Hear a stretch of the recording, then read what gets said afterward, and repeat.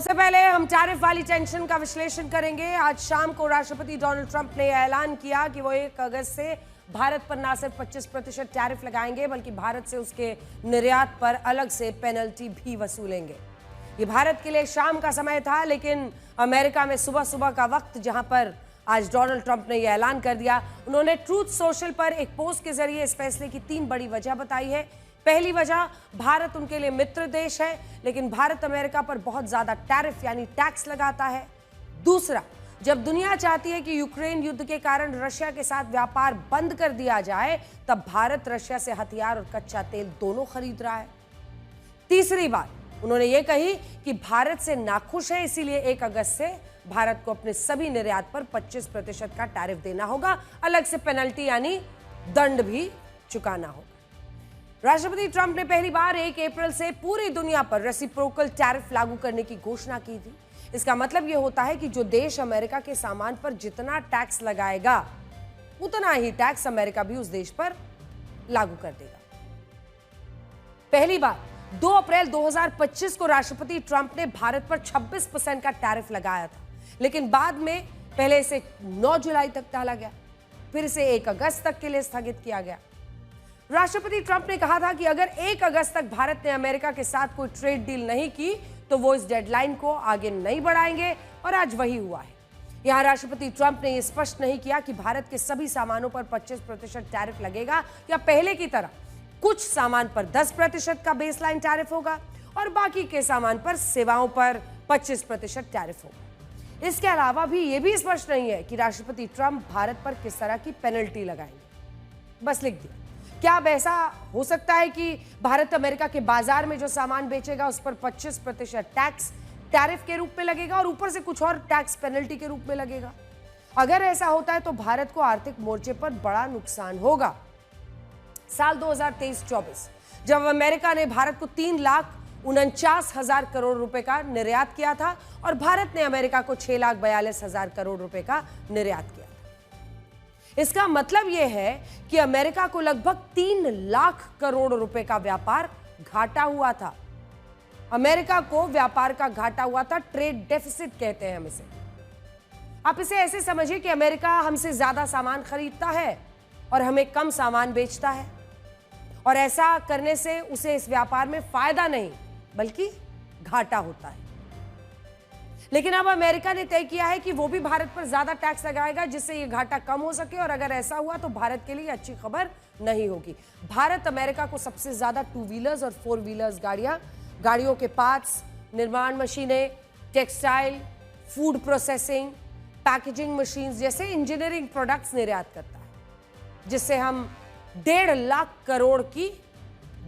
लाख करोड़ रुपए की आमदनी होती है।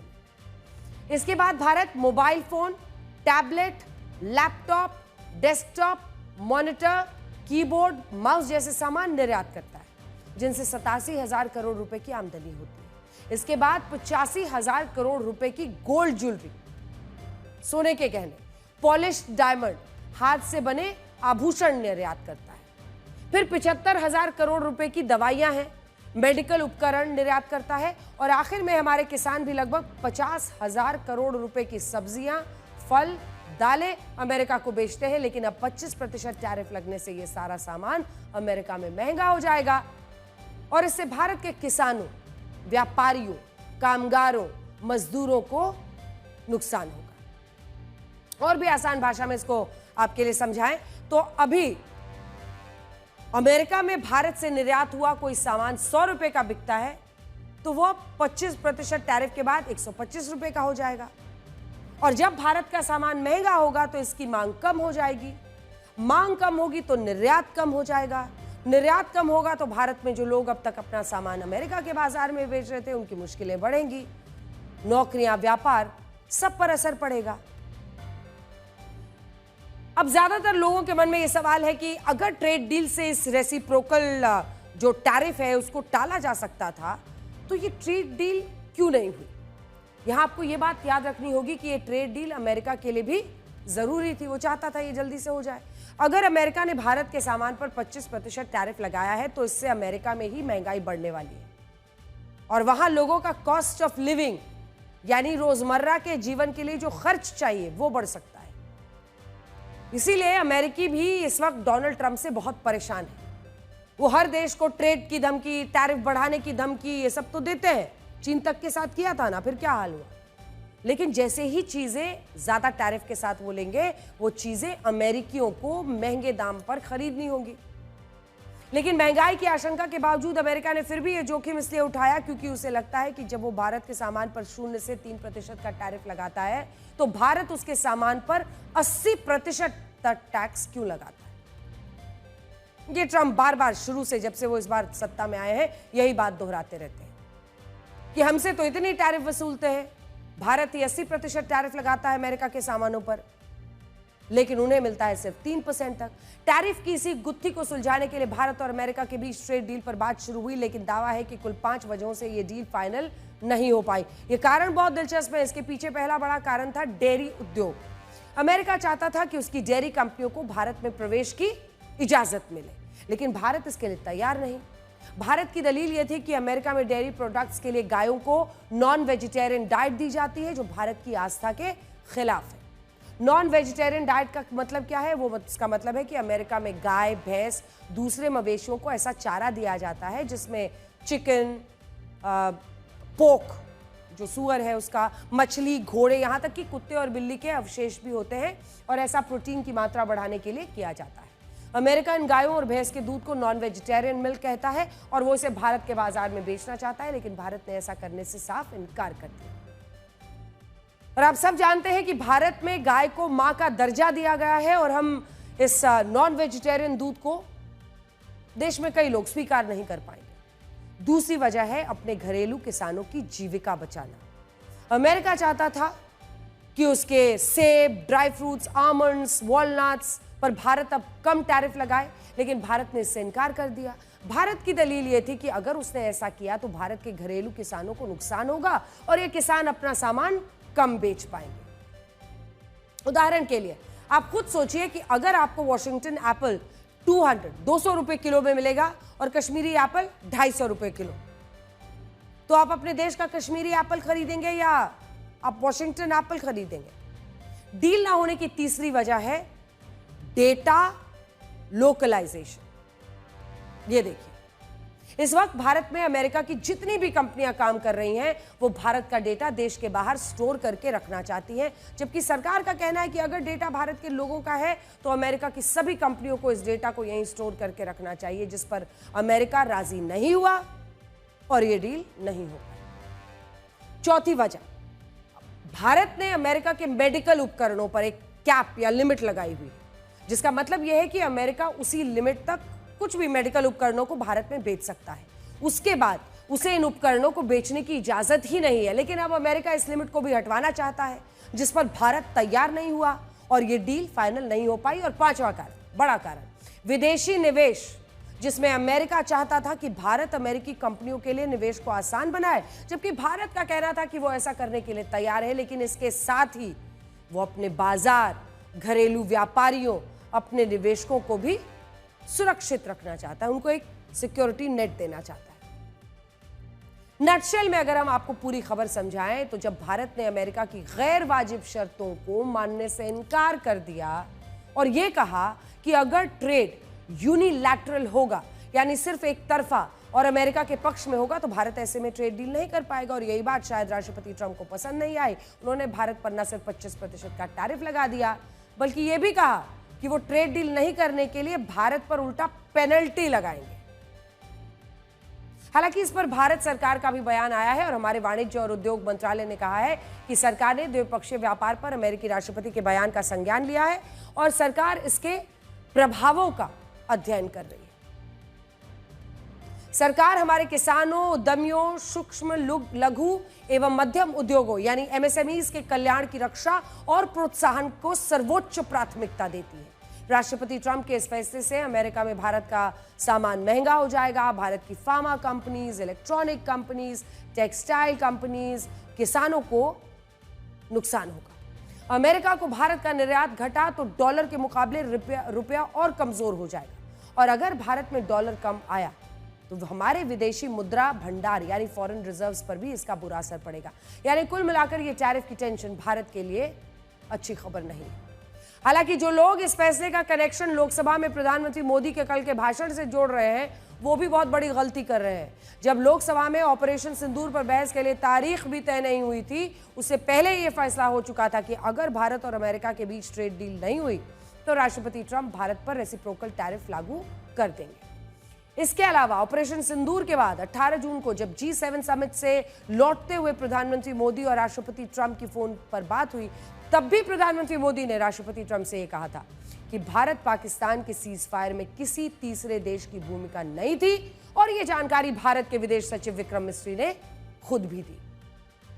अगर नाराजगी की वजह यह होती तो इस हिसाब से राष्ट्रपति ट्रंप को 1.5 महीने पहले ही भारत पर टैरिफ लगा देना चाहिए था, लेकिन तब उन्होंने ऐसा नहीं किया। और इसीलिए नहीं किया क्योंकि इस मुद्दे का टैरिफ से कोई भी लेना देना है ही नहीं। टैरिफ और मध्यस्थता का मुद्दा अलग अलग है, और यह बात हम इसलिए भी कह रहे हैं क्योंकि भारत अमेरिका के सामान पर जो टैरिफ लगाता है उस पर राष्ट्रपति ट्रंप को बहुत पहले से ऐतराज रहा है। वो सत्ता में आने के बाद से ही इस मुद्दे को हर देश के साथ उठा रहे हैं जहां पर भी उनको ट्रेड डेफिसिट दिख रहा है। आज से 6 साल पहले जब डोनाल्ड ट्रंप अपने पहले कार्यकाल में अमेरिका के राष्ट्रपति थे, तब उन्होंने भारत का जीएसपी रद्द कर दिया था। इसे जनरलाइज सिस्टम ऑफ प्रेफरेंसेस भी कहते हैं, जिसके तहत अमेरिका ने भारत को यह सुविधा दी थी कि वो अपना ज्यादातर सामान बिना इंपोर्ट ड्यूटी और टैरिफ के अमेरिका में बेच सकता था, ताकि उसका आर्थिक विकास तेजी से हो। ये एक तरह का वीआईपी पास था, जिसमें हमें अमेरिका के बाजार में पहुंच बनाने में मदद मिली। लेकिन राष्ट्रपति ट्रंप ने 2019 में सुविधा को समाप्त कर दिया था, और सोचिए तब तो मध्यस्थता की बात दूर दूर तक नहीं थी। आप खुद सुनिए कि जून में विदेश सचिव विक्रम मिस्री ने राष्ट्रपति ट्रंप के दावों पर क्या कहा था, और कल भी प्रधानमंत्री मोदी ने वही बात लोकसभा में दोहराई। प्रधानमंत्री मोदी और राष्ट्रपति ट्रंप की मुलाकात G7 समिट की साइडलाइंस पर होनी तय थी। राष्ट्रपति ट्रंप को जल्दी वापस अमेरिका लौटना पड़ा, जिसके कारण ये मुलाकात नहीं हो पाई। इसके बाद राष्ट्रपति ट्रंप के आग्रह पर आज दोनों लीडर्स की फोन पर बात हुई। बातचीत लगभग 35 मिनट चली। 22 अप्रैल को पहलगाम आतंकी हमले के बाद राष्ट्रपति ट्रंप ने फोन पर प्रधानमंत्री मोदी को शोक संवेदना प्रकट की थी और आतंक के खिलाफ समर्थन व्यक्त किया था। उसके बाद दोनों लीडर्स की ये पहली बातचीत थी। इसलिए प्रधानमंत्री मोदी ने राष्ट्रपति ट्रंप से ऑपरेशन सिंदूर के बारे में विस्तार से बात की। भारत के मुंहतोड़ जवाब के कारण पाकिस्तान को भारत से सैन्य कार्रवाई रोकने का आग्रह करना पड़ा। प्रधानमंत्री मोदी ने राष्ट्रपति ट्रंप को स्पष्ट रूप से कहा कि इस पूरे घटनाक्रम के दौरान कभी भी किसी भी स्तर पर भारत अमेरिका ट्रेड डील या अमेरिका द्वारा भारत और पाकिस्तान के बीच मध्यस्थता जैसे विषयों पर बात नहीं हुई थी। सैन्य कार्रवाई रोकने की बात सीधे भारत और पाकिस्तान के बीच दोनों सेनाओं की एग्जिस्टिंग चैनल्स के माध्यम से हुई थी और पाकिस्तान के ही आग्रह पर हुई थी। प्रधानमंत्री मोदी ने जोर देकर कहा कि भारत ने न तो कभी मध्यस्थता स्वीकार की थी, न करता है और न ही कभी करेगा।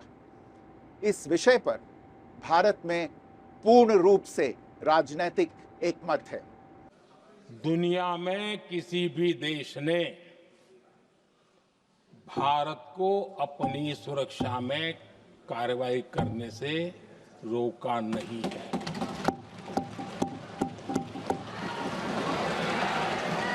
दुनिया के किसी भी नेता ने भारत के ऑपरेशन रोकने के लिए नहीं कहा।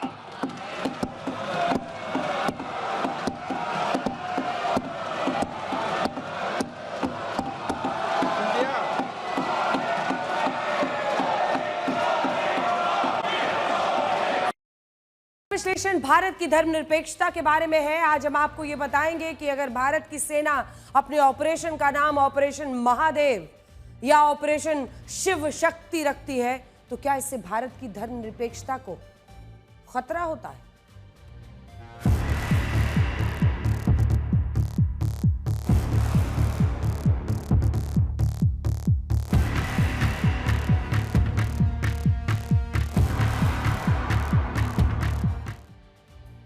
पिछले 3 दिनों में भारतीय सेना ने जम्मू कश्मीर में 5 आतंकियों को ढेर किया। इनमें ऑपरेशन महादेव में 3 आतंकी मारे गए जो 22 अप्रैल के पहलगांव हमले में शामिल थे। ऑपरेशन शिव शक्ति में कुल 2 आतंकी मारे गए जो पुंछ में लाइन ऑफ कंट्रोल के पास घुसपैठ की कोशिश कर रहे थे। होना तो यह चाहिए था कि हमारे देश के नेता इन आतंकियों के खात्मे का जश्न मनाते, लेकिन उनका ध्यान सिर्फ सेना के ऑपरेशन के नाम पर गया। यह नाम है ऑपरेशन महादेव और ऑपरेशन शिव शक्ति। विपक्ष के नेताओं को आपत्ति है कि ये नाम हिंदुओं को खुश करने के लिए रखे गए हैं। संजय राउत ने भी कहा है कि सरकार ने सेना की कार्रवाई का राजनीतिकरण किया है। बीजेपी अब सेना की मदद से हिंदुओं की राजनीति कर रही है। कांग्रेस, आम आदमी पार्टी, समाजवादी पार्टी के सांसदों ने भी इन नामों पर विरोध जताया है और उनका कहना है कि सेना के ऑपरेशन में हिंदू धर्म को लाना सही नहीं है, लेकिन सरकार और बीजेपी के नेता इसका बचाव करें। उनका कहना है कि जब आतंकी धर्म पूछकर हिंदुओं को गोलियों से भून सकते हैं, तो सेना आतंकियों का खात्मा करने वाले ऑपरेशन का नाम महादेव या शिव शक्ति क्यों नहीं रख सकते? Operation Sindoor, operation Mahadev, operation Ganga, operation Yamuna, यही करते रहेंगे। ये आप घटिया सोच के लोग हो। आप सैनिक अभियान में भी धर्म लाते हो, जात लाते हो, सब कुछ लाते हो। ऑपरेशन सिंदूर वोट के लिए, ऑपरेशन महादेव वोट के लिए। कुछ भी आप रखना चाहे रख लीजिए, विश्वगुरु रख लीजिए, महामानव रख लीजिए, जुमला रख लीजिए, फेकू रख लीजिए, कुछ भी आप रखिए ऑपरेशन का नाम, लेकिन आप देश को समाधान दीजिए, जवाब दीजिए। नाम कुछ भी हो, कर्म क्या है, ये कुछ भी कहें, कुल मिलाकर की स्थिति है कि इन्होंने अमेरिका के दबाव में, ट्रंप के दबाव में विराम किया। नाम कैसा लगा आपको?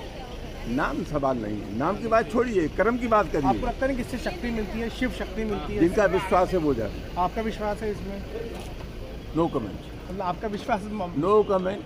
अब ऐसे लोग के लिए कोई जवाब ही नहीं आता कि अब इनको वो पगलेट कहें कि इनको कहें कि बुद्धिहीन कहें, या ऐसे लोग कहें कि मोदी जी के विरोध में ये बुला ही जा रहे हैं। बहुत सारे में ये मोदी विरोध का दर्द है और कुछ नहीं। इसमें इनको शिव नहीं दिखेंगे, राम नहीं दिखेंगे, इनको सनातन नहीं दिखेगा। सावन का महीना है और उग्रपंथी लोग आए थे हमारे माताओं की सिंदूर मिटाने के लिए। माताओं की सिंदूर जब मिटता है तो महादेव तो तांडव करते हैं। तो अभी तांडव की शुरुआत है, आगे समय आएगा और भी तांडव होगा। ऐसे ही बीजेपी वालों ने करना चाह रहे थे, कोई किसी का धर्म, किसी का जाति बात करने के लिए, हम इसमें विश्वास नहीं करते। हम सोचते हैं सारे भारतीय हैं और ये भी ऑपरेशन भी भारतीय है। एलओपी से ये उम्मीद नहीं कि ऑपरेशन सिंदूर और ऑपरेशन महादेव मजा का नहीं था, भारत के शौर्य का था। ये दुर्भाग्यपूर्ण है जिस देश का एलओपी ऑपरेशन सिंदूर और ऑपरेशन महादेव पर मजा लेने की बात करे, और ये दुर्भाग्यपूर्ण था। चर्चाएं और लड़ाइयां देखिए इस देश में किस बात पर होती है। महादेव और शिव शक्ति, ये दोनों नाम भगवान शिव को समर्पित है। सभी देवों में सबसे महान, सबसे श्रेष्ठ होने के कारण भगवान शिव को महादेव कहा जाता है। यहां तक कि भगवान राम भी शिव की ही आराधना करते थे और इसी तरह शिव शक्ति भी भगवान शिव का ही एक दिव्य स्वरूप है। इसे अर्धनारीश्वर भी कहते हैं, जिसमें शिव जी शक्ति के बिना अधूरे हैं, शक्ति शिव जी के बिना अधूरी है। सेना ने अपने ऑपरेशन के लिए नामों को ही क्यों चुना, इस पर तो आधिकारिक रूप से कई बयान कोई नहीं आया है, लेकिन कहा जा रहा है कि पहली मुठभेड़ श्रीनगर जिले में महादेव पॉइंट के पास हुई थी, इसलिए पहले ऑपरेशन का नाम ऑपरेशन महादेव रखा गया। दूसरी मुठभेड़ सावन के महीने में हुई, इसलिए इसका नाम ऑपरेशन शिव शक्ति रखा गया। विपक्ष को आपत्ति है कि यह नाम एक हिंदू देवता से प्रेरित है, इसीलिए सरकार सेना के ऑपरेशन का पॉलिटिक्स कर रही है, राजनीतिकरण कर रही है। लेकिन सच तो यह है, सेना के किस ऑपरेशन का नाम क्या होगा ये कभी भी सरकार तय नहीं करती है, यह फैसला सिर्फ और सिर्फ सेना द्वारा लिया जाता है। हाँ, यह खबर जरूर आई थी कि जब ऑपरेशन सिंदूर सेना के तीनों अध्यक्षों के साथ तय किया जा रहा था, तब तीनों सेना अध्यक्षों के साथ प्रधानमंत्री ने मिलकर यह फैसला लिया था और वो ये चाहते थे कि चूंकि हमारे देश में हमारी महिलाओं के साथ, बेटियों के साथ ऐसा हुआ था तो उनके सुहाग उजाड़े गए थे, इसलिए उसका नाम ऑपरेशन सिंदूर रखा जाए। सिंदूर का बदला ले रहे थे। लेकिन बाकी जितने भी ऑपरेशंस होते हैं आतंकियों को मारने के या फिर ऐसे ऑपरेशंस होते हैं, भारत में लंबे अरसे से परंपरा रही है कि सेना ने अपने ऑपरेशन का नाम हिंदू देवी देवताओं पर खुद ही रखा है। साल 1990 से 91 के बीच सेना ने असम में एक उग्रवादी संगठन के खिलाफ ऑपरेशन चलाया जिसका नाम था ऑपरेशन बजरंग। यह नाम भी भगवान हनुमान को समर्पित था और उस समय देश में कांग्रेस की सरकार थी, लेकिन तब किसी ने सेना के राजनीतिकरण का आरोप नहीं लगाया। 1988 में जब राजीव गांधी भारत के पीएम थे, तब भारतीय सेना ने श्रीलंका में शांति की स्थापना के लिए एक ऑपरेशन चलाया जिसका नाम था ऑपरेशन त्रिशूल।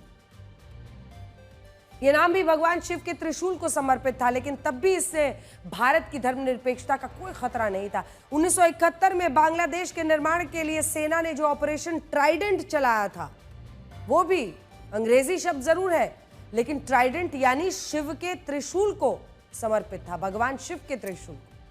1993 में एयर इंडिया की एक फ्लाइट हाईजैक हो गई थी, जिसके बाद सेना ने ऑपरेशन अश्वमेध चलाया था और ये भी नाम भगवान विष्णु जी को समर्पित था, लेकिन तब भी इस नाम से भारत की धर्मनिरपेक्षता को कोई खतरा नहीं हुआ। लेकिन आज ऑपरेशन महादेव, ऑपरेशन शिव शक्ति के नाम पर कई लोगों को चुभ रहे। असल में यहां विपक्ष एक बहुत बड़ी गलती कर रहा है। वो ये नहीं समझ रहा है कि सेना के लिए धर्म का मतलब क्या होता है। भारतीय सेनाओं में युद्ध घोष की एक लंबी परंपरा रही है, वॉर क्राई, जिसमें धर्म और सांस्कृतिक गौरव का गहरा महत्व होता है। जब भी वो दुश्मन पर टूट पड़ते हैं तो वो युद्ध का उद्घोष करते हैं, वो वॉर क्राई करते हैं। जैसे सिख रेजिमेंट के लिए सैनिकों का युद्ध घोष है, जो बोले सो निहाल, सत श्री अकाल। अगर आप युद्ध के मैदान में या फिर इनको रिहर्सल करते हुए देखेंगे तो जिस जोश के साथ ये उस उद्घोष को बोलते हैं, कहते हैं उससे हिम्मत पड़ती है दुश्मन को से टकराने की, दुश्मन को मार गिराने की। और इसीलिए सिख रेजिमेंट में बहुत जोर शोर से बोला जाता है, जो बोले सो निहाल, सत श्री अकाल। नागा रेजिमेंट का है जय दुर्गा नागा, और ये वॉर क्राई है, युद्ध घोष है। जब लड़ने जा रहे हैं तब भगवान के साथ। गढ़वाल राइफल्स का है बद्री विशाल की जय। डोगरा रेजिमेंट का है ज्वाला माता की जय। गोरखा राइफल्स का है जय महाकाली, आयो गोरखाली। गढ़वाल रेजिमेंट का अब दिखा रहे हैं आपको, बद्री विशाल की जय वो कहते हैं। कुमाऊं रेजिमेंट का भी आपको दिखाएंगे कालिका माता की जय। और राजपुताना राइफल्स का ये देखिए, डोगरा रेजिमेंट का है ज्वाला माता की जय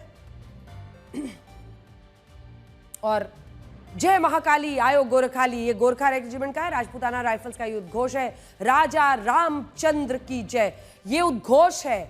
इसके साथ वो युद्ध के मैदान में टूट पड़ते हैं दुश्मनों पर, भगवान को याद करते हैं। वो धर्म नहीं होता है, वो ताकत होती है। जिस तरह की राजनीति आज हमारे देश में हो रही है, क्या उसे देखकर आपको नहीं लगता है कि कल को कुछ और नेता आएंगे जिन्हें इस बात पर आपत्ति होगी कि भारत के जवान दुश्मनों का सामना करते हुए हिंदू देवी देवताओं के नाम का युद्ध घोष क्यों करते हैं? और सोचिए, हमारे देश में तो हथियारों के नाम भी सुदर्शन चक्र, अग्नि, नाग, अर्जुन, आकाश है। तो क्या इन नामों से भी जानबूझकर लुभाया जा रहा है किसी को? इस राजनीति का सच क्या है वो आप इस वीडियो से जरा समझिए। पिछले महीने इजराइल और ईरान के बीच युद्ध हुआ था, जिसमें इजराइल के ऑपरेशन का नाम था राइजिंग लायन। यह नाम बाइबल के ओल्ड टेस्टामेंट से प्रेरित था, जिसे यहूदी धर्म के लोग सबसे ज्यादा पवित्र मानते हैं। इसी तरह ईरान की सेना ने इजराइल के खिलाफ अपने ऑपरेशन का नाम ट्रू प्रॉमिस रखा। यह नाम भी कुरान की आयतों से लिखा गया है। 2 महीने पहले जब पाकिस्तान ने भी भारत पर हमला किया था, तब उसकी सेना ने ऑपरेशन का नाम दिया था बुनियाल अल मरसूस। यह नाम भी अल्लाह से प्रेरित था, जिसका मतलब होता है अल्लाह की राह में लड़ने वाला। लेकिन क्या आपने कभी सुना कि इन देशों में इन नामों का ही विरोध हुआ हो? अमेरिका को पूरी दुनिया में लोकतंत्र और धर्मनिरपेक्षता का चैंपियन माना जाता है, लेकिन 2023 में जब अमेरिका ने इजराइल से अपने नागरिकों को सुरक्षित निकाला, तब उसका नाम भी ऑपरेशन प्रॉमिस्ड लैंड रखा गया था, जो बाइबल के एक कोट से प्रेरित था। और आपको अमेरिका, ब्रिटेन, फ्रांस में ऐसे कई उदाहरण मिल जाएंगे जहां सैन्य ऑपरेशन के नाम बाइबल से प्रेरित थे, लेकिन ऐसा करने से इन देशों की धर्मनिरपेक्षता पर कोई खतरा नहीं आया। लेकिन हमारे देश में महादेव, शिव शक्ति से तुरंत भारत की धर्मनिरपेक्षता को खतरा हो जाता है। ऐसा इसलिए भी होता है क्योंकि हमारे देश में सिर्फ वोट बैंक के लिए राजनीति होने लगी है, और इस बात को आप हमारे संविधान से समझ सकते हैं। संविधान के जिस भाग 3 में मौलिक अधिकारों का जिक्र है, उसमें रामायण के उस प्रसंग को अंकित किया गया है जिसमें भगवान श्री राम सीता और भाई लक्ष्मण के साथ अयोध्या लौटे थे। इसी तरह भारतीय संविधान, और इसीलिए ये तस्वीर भी हम लेकर आए हैं जो ओरिजिनल संविधान से है। ये देखिए,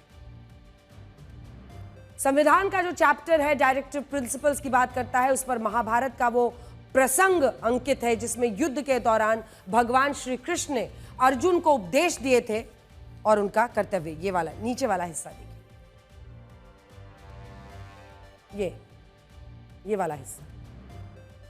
तो एक तरफ रामायण, एक तरफ महाभारत। संविधान की दुहाई देने वाले क्या इन पन्नों को नहीं देखते? इसके अलावा संविधान की मूल प्रति में भगवान गौतम बुद्ध, भगवान महावीर, राजा विक्रमादित्य, नालंदा विश्वविद्यालय, नटराज स्तुति, स्वास्तिक चिन्ह, अकबर दरबार, छत्रपति शिवाजी महाराज और गुरु गोविंद सिंह जी का चित्र अंकित है, और इन पर किसी को कोई आपत्ति नहीं हुई। एक एक तस्वीर जो हम आपको यहां पर दिखा रहे हैं वही आप बड़े स्क्रीन पर भी देख ही रहे हैं। लेकिन सोचिए, अगर आज सरकार इन तस्वीरों को संविधान में जोड़ती, क्या होता? तब विपक्ष कहता कि सरकार भारत की संविधान की हत्या कर रही है। लेकिन ये तो मूल संविधान में है। हमारे देश में सबसे बड़ी समस्या यही है कि यहां धर्म की बात आते ही इसमें राजनीति आ जाती है। आज भी यही हो रहा है। आज एक तरफ विपक्ष के नेता हैं जो ये कह रहे हैं कि पहलगाम में मारे गए लोग भारतीय थे, और दूसरी तरफ है बीजेपी जो ये कह रही है कि इसमें मारे गए लोग हिंदू थे। ये राजनीति की दो विचारधाराएं हैं, और आज आपको तय करना है कि आप कहां खड़े हैं। जिस प्रकार आतंकवादियों ने निर्दोष लोगों को उनका धर्म पूछ पूछ करके गोलियां मारी, ये क्रूरता की पराकाष्ठा थी। पहलगाम में जो नृशंस हत्या की गई निर्दोष नागरिकों की, धर्म पूछकर उनको मारा गया, इनके परिवार के सामने मारा गया। उन निर्दोष लोगों की जान उनका धर्म पूछ कर लिया गया। यह अपने आप में अमानवीयता का सबसे कुत्सित और सबसे घृणित उदाहरण था। 26 बेटे, पति, पिता गुजर गए, उनमें से 25 भारतीय थे। और इस खबर के आखिर में हम यही सवाल पूछना चाहते हैं कि जिन नेताओं को आतंकियों का धर्म नहीं दिखता, उन्हें सेना के ऑपरेशन के नाम में धर्म कैसे दिखता है? जिन नेताओं को मरने वालों का धर्म नहीं दिखता, उन्हें ऑपरेशन का, सेना के ऑपरेशन में धर्म कैसे दिखता है? ये गहरा सवाल है। जरा फुर्सत से इसके बारे में आप जरूर सोचिएगा और चर्चा कीजिएगा। शक्तिशाली भूकंप का विश्लेषण करेंगे जिसकी पूरी दुनिया में बात हो रही है। इस भूकंप का केंद्र रशिया के उस इलाके में था जिसे कामचटका कहते हैं। रिक्टर स्केल पर इस भूकंप की तीव्रता 8.8 थी और ये दुनिया का छठा सबसे ताकतवर भूकंप था। इस भूकंप का केंद्र रशिया के जिस शहर में था उसका नाम है पेट्रोपाव्लोव्स्क कामचाटस्काय, और इस भूकंप का केंद्र जमीन से करीब 20 किलोमीटर नीचे था। और ये पूरा क्षेत्र एक प्रायद्वीप है, यानी समंदर के किनारे मौजूद है, और इसीलिए इस भूकंप ने सुनामी का खतरा पैदा कर दिया है। देखिए, इस प्रायद्वीप के अलग अलग तटीय क्षेत्र में सुनामी की 5 मीटर यानी करीब 16 फीट ऊंची लहरें उठी हैं। समंदर में 16 फीट ऊंची लहरें उठना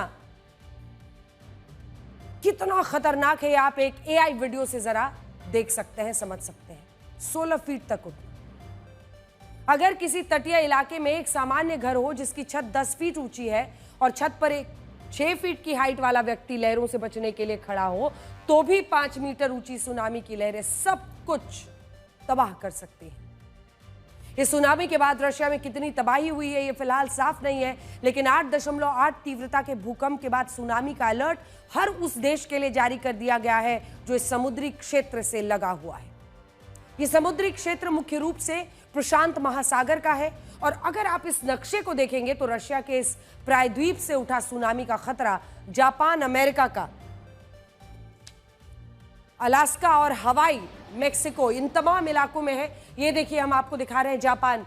और कई लोग अब चर्चा कर रहे हैं क्योंकि कुछ लोग थे जिन्होंने पहले भविष्यवाणी की थी, लेकिन ये जो स्थितियां बन रही हैं, क्योंकि देखिए अलास्का से उठा हुआ सुनामी का खतरा जापान हो, अमेरिका का अलास्का, हवाई, मेक्सिको, इन तमाम जगहों पर। हवाई, उसके बाद आ जाइए मेक्सिको, मेक्सिको के बाद ये कोस्टा रिका, इन तमाम जगहों पर।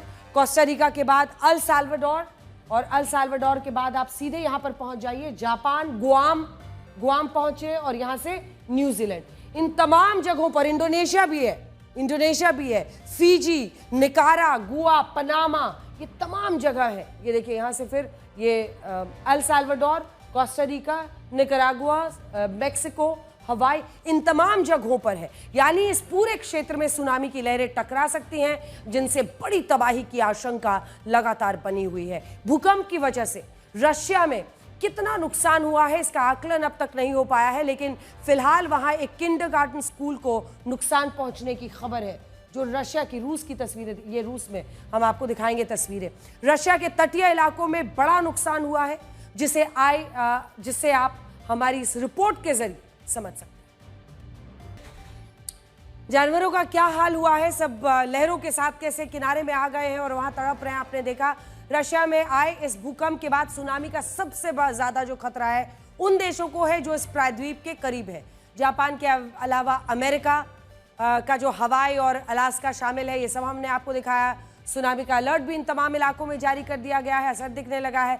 जापान के पूर्वी हिस्से में कई महत्वपूर्ण शहर हैं, जिसमें फुकुशिमा, चीबा, ये सब शामिल है। मौजूदा स्थिति यह है कि इस भूकंप के बाद चीबा और फुकुशिमा में 3 फीट ऊंची लहरें उठ रही हैं, और ये एजेंसियों ने चेतावनी दी है कि इन लहरों की ऊंचाई कुछ समय में और भी बढ़ सकती है। सिर्फ कल्पना कीजिए कि इस वक्त कितनी दहशत में लोग जापान में होंगे। आपको याद होगा 11 मार्च 2011 को जापान में रिक्टर स्केल पर लगभग 9 तीव्रता का भूकंप आया था, जिसके बाद सुनामी की 40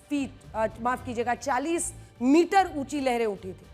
40 मीटर, जिसे परमाणु रिएक्टर को काफी नुकसान हुआ था और इससे बड़ा परमाणु खतरा पैदा हो गया था। और इस बार भी सुनामी की चेतावनी के तुरंत बाद फुकुशिमा परमाणु रिएक्टर खाली करवा दिया गया है। ये देखिए जो हालत है पिछले बार की। जापान में सुनामी का सबसे ज्यादा खतरा देश के पूर्वी क्षेत्र में रहने वाले लोगों को है। तटीय इलाके में रहने वाले सभी लोगों को ऊंची जगहों पर जाने के लिए पहले से बोल दिया गया है। सुनामी के खतरे को देखते हुए टोक्यो में भी लोगों को सावधानी बरतने के लिए कहा गया है। सुनामी की लहरें कितनी ऊंची होंगी यह अभी साफ नहीं है, इसीलिए अभी भी कई लोग ऊंचे स्थानों पर ना जाकर घर की छतों पर मौजूद हैं।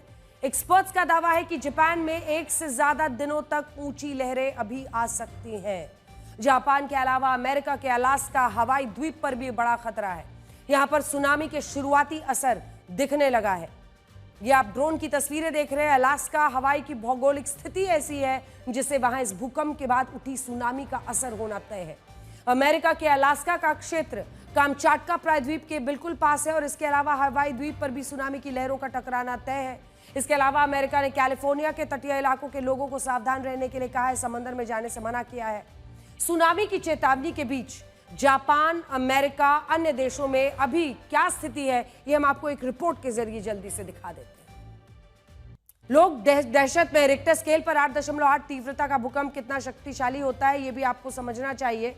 8.8 तीव्रता वाले भूकंप से जितनी ऊर्जा निकलती है वो हिरोशिमा और नागासाकी जैसे 10,000 परमाणु बमों जितनी आंकी जाती है। आपने सही सुना है, हिरोशिमा और नागासाकी जैसे 10,000 परमाणु बमों जितनी आंकी जाती है। इसीलिए जब भूकंप आता है तो आसपास के कई किलोमीटर तक के क्षेत्रों पर इसका असर महसूस किया जाता है। साल 1952 के बाद यह पहली बार है जब रशिया में इतना बड़ा भूकंप आया है। साल 1952 में रशिया के एक क्षेत्र में रिक्टर स्केल पर 9 तीव्रता का भूकंप आया था। उससे ये सिर्फ 0.2 पीछे है। ये भूकंप कामचाटका के पास कुरिल आइलैंड पर आया था, और उस भूकंप के बाद सुनामी की 50-60 फीट ऊंची लहरें गई थी, जिसका असर जापान, हवाई, अलास्का, चिली, इन तमाम देशों पर हुआ था। भूकंप और सुनामी की वजह से 2000 से ज्यादा लोगों की जान चली गई थी। 1952 में आए भूकंप की तुलना में आज आए भूकंप में बहुत ज्यादा अंतर नहीं है, इसीलिए इसे दुनिया का छठा सबसे शक्तिशाली भूकंप कहा जा रहा है। कितना नुकसान हुआ है धीरे धीरे उसे आंका जा रहा है। साल 1935 से पहले भूकंप की तीव्रता मापने के सही उपकरण नहीं थे।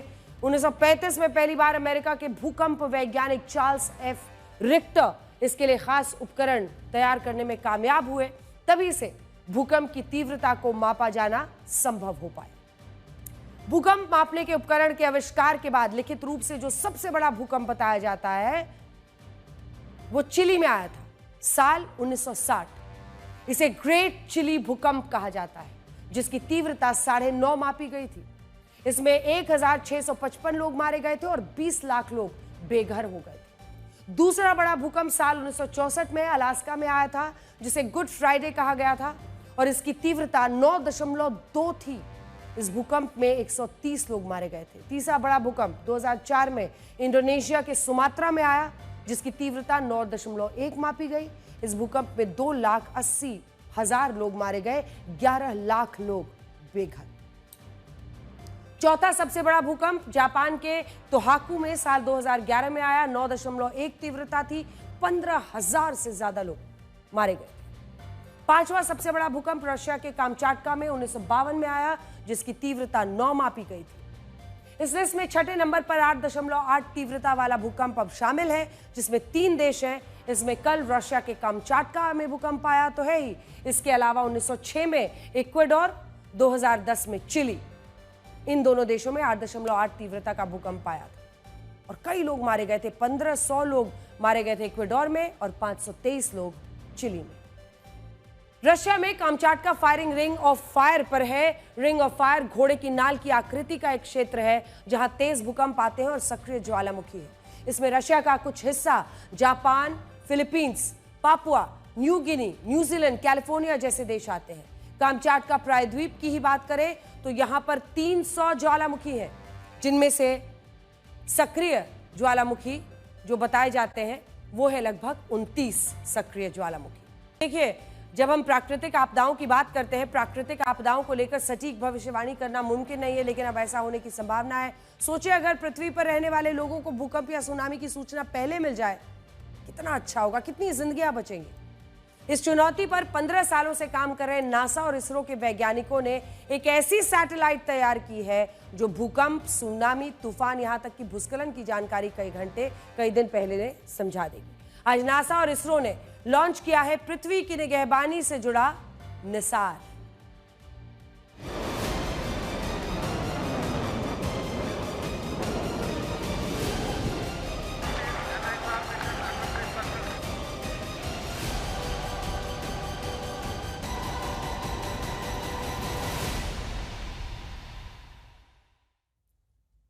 इसरो और नासा ने मिलकर एक ऐसी सैटेलाइट लॉन्च की है जो पूरी पृथ्वी की निगरानी करेगी। इसकी मदद से पृथ्वी के सतह और जमीन के नीचे होने वाली हलचल का रिकॉर्ड रखा जाएगा ताकि प्राकृतिक आपदाओं से विश्व को बचाया जा सके। नासा और इसरो ने अपनी सैटेलाइट को नाम दिया है निसार, यानी NASA ISRO synthetic aperture radar.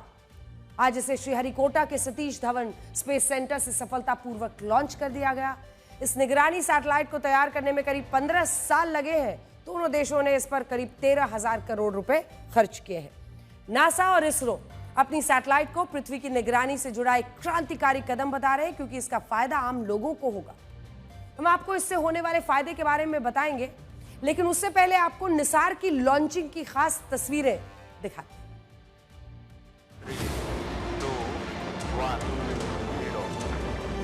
All L40 engines generating nominal thrust. Just 139 motor ignited. Lift off normal.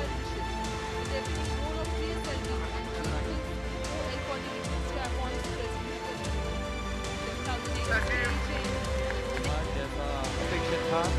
NISR spacecraft separated.